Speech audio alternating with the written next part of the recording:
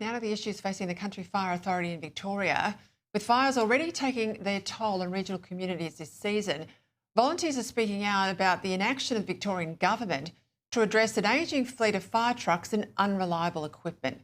Add to that a 25% drop in the number of firefighters on the front line since Labor took office, and you've got a recipe for disaster, haven't you? And this isn't rhetoric. It's deadly stuff for anyone who can recall those heart-wrenching images from Linton in 1998, where five volunteers from Geelong West were incinerated in their own truck after they ran out of water. So how is it that almost 30 years on from that tragedy, we've got a similarly dire situation for CFA volunteers across the state, with increased frustration over equipment defects and a government that isn't listening? On paper, the Allen government has increased funding to the CFA last year. But the annual report, have a look at that, goes over a longer period, and it shows that this increase, this one-year increase, follows years and years and years of cuts to the service. The net effect being that over the past 5 years, over $55 million has been ripped away from the state's volunteer fire service. The Premier, well, she's denying the cuts are there, but the independent auditor does not lie. Chris Colbert is the captain of the CFA at Watchem in Western Victoria. More than 40 years' experience on the front line, and he's among the brave volunteers who are speaking out, fed up with a political spin. Chris joins me now. Welcome to the program, Chris. I had to get you on. I thought you were incredibly brave going public the other day. The Premier says there's been no cuts, you've all got it wrong, you've got everything you need. Is that right? G'day, Peter, and thanks for inviting me on. But no, it's not right. CFA is an ageing fleet, and as you said, the independent report says that the CFA's funding has been declining in the last 3 or 4 or 5 years. She's only increased it this year because she's got an election coming up. She's trying to buy votes to say everything's rosy, but there's a big problem out there. It's CFA and is lacking their funding, and therefore puts the whole state at risk when we have fires, as we've had in the last couple of weeks. Give me the practical examples, the reality of what it means to fight these big fires with equipment that's just not up to speed.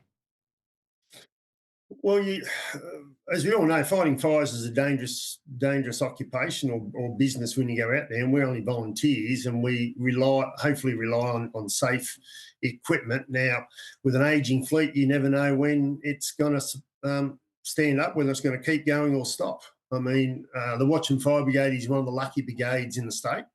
We have a very new state-of-art fire truck. It's a couple of years old, but it still has issues with it, safety issues. And at the latest fire, we had a fire in Charlton in December 18, and we sustained an air leak.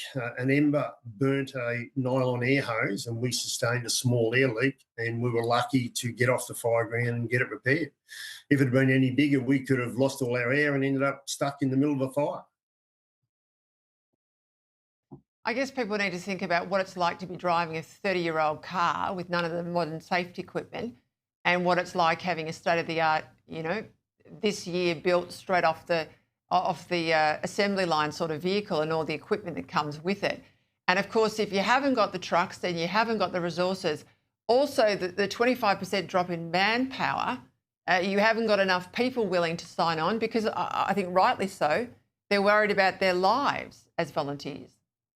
Exactly. I mean, we're volunteers, we don't get paid for it, we put our lives on the line, and if you're going to go out in an old 30-year-old truck that hasn't got the modern equipment on it or the modern safety standards on it, you're putting your life at risk, and we can't afford to not come home to our families at the end of the day.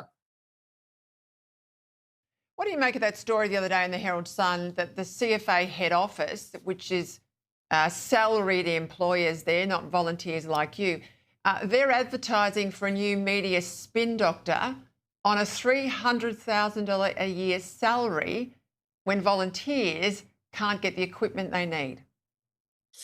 Well, I might be a little bit ignorant, Peter, but what is a spin doctor? Spin doctor, is that someone that's there to turn bullshit into reality? Well, shit, I'll put my hand up for that. I'll be able to do that. Wow, I think a lot of people watching the show would think that's a pretty good wicket.